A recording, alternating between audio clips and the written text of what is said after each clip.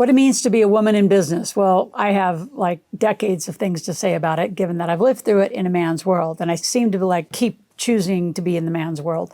Now you could say it all is, but not really. And honestly, I don't care. Like, I think so many of you women get all tangled up about it. And by the way, if you're a man watching, you should watch, because you could do business with us women. And I think, honestly, it takes both. That is my experience. I always bring men to the table, but I bring men and women to the table. And I've always used a team approach. And that's my big answer to how do I get it done.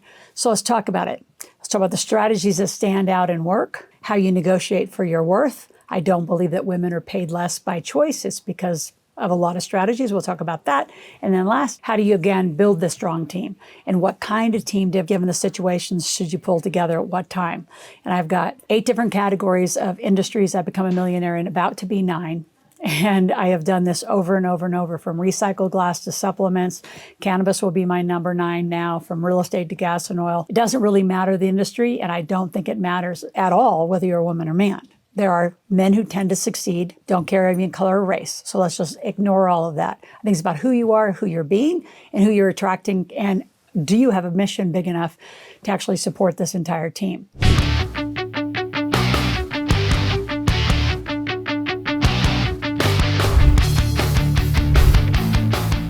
So what are the strategies? I lived by the act as if principle.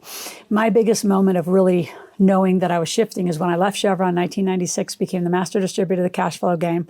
Like, I immediately jumped into the financial world. And being on that team, watching Sharon navigate, who's still one of my dearest friends, I call Sharon my financial mom, to watching how they operated as a team, watching the pitfalls of it, but being the cash flow game girl at that point, and I was in my 30s, I remember people saying, well, are you a millionaire? And all this like condescending language. And I said, you know what, I'm going to be one. If you'd like to be one with me, get on my team and we're going to move.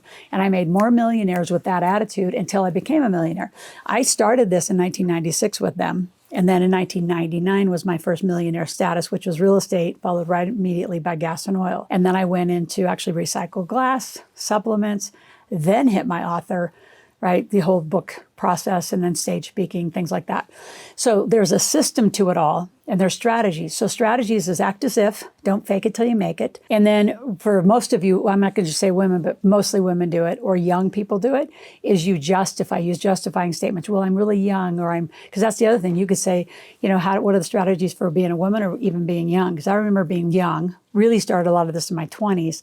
And there's a whole like, oh, you're too young, you don't have enough experience, you're not wise. So what do? Attach to people older.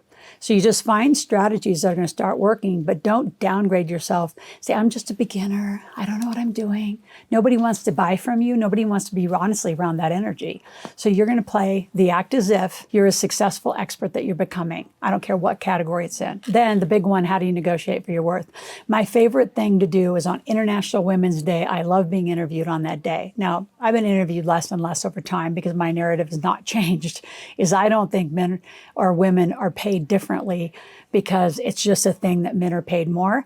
Women, you don't negotiate. You don't know how to negotiate because you don't negotiate for your worth, and you don't see your worth, especially those of you women who've been stay-home moms. Are you kidding? That's the biggest job in life. You're raising like the next generation of kids who will influence, of kids who are going to continue this country, this nation, this world. Like, it's a big job. So don't have the justifications of, I just am this or I'm just that. Like, those are degrading kinds of things. You want to actually stay super strong and negotiate for your worth.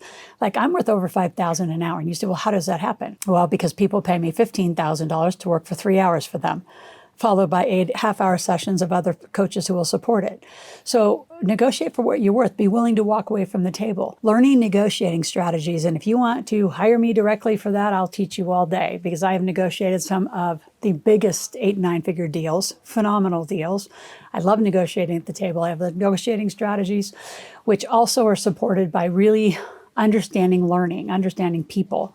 So understanding linguistics, NLP, just conversation strategies. It's really important. The more influential you can be in your conversation and negotiating, the more you'll be paid for what you're worth. Now, before I go into the last few points, I want you to subscribe to my channel, click that notification button, be here 5 days a week. Bring your family, bring your kids. It's a family-friendly channel. Any age from 5 and up is family-friendly. We're here 5 days a week. And come join me. Here's a big gift for you and your family. I'm going to give you as many tickets as your family needs to the Millionaire Intensive as we head into the end of 2024, filming this beginning of November. Our Millionaire Intensive teaches you 3 big things. It teaches you how to do this, how to become the millionaire. It's a couple hours of this training. How to have the engines that drive the business that allows you to have the deductions for a better tax return.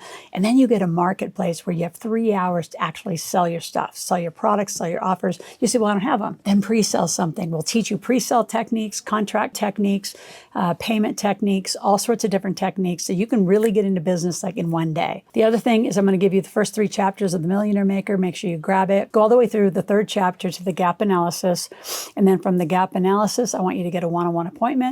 See if you want to come further in and get access to 28 of the financial experts that are on this team. So the last point is a strong team.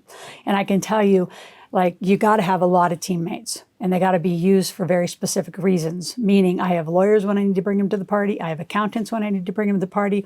I just have big men, smarter men, spreadsheets. I mean, who do you need? And you've got to surround yourself with people who need to come to the bargaining table.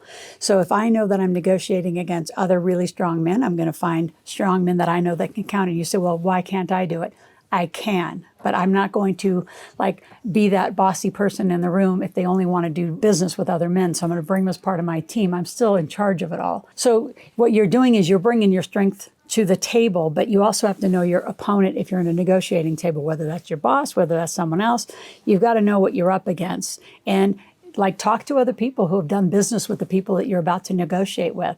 Keep a strong team around you and don't feel it's less than, even if you can do it all. Don't think it's less than by bringing a team.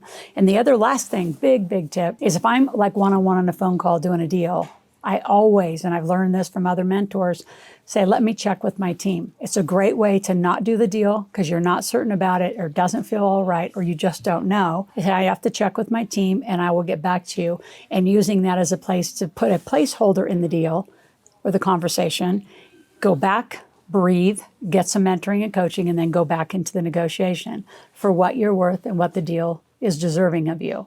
So I have a ton to teach you in this category. I'd love to help. I love to mentor. I love to coach you. It's my favorite thing to do.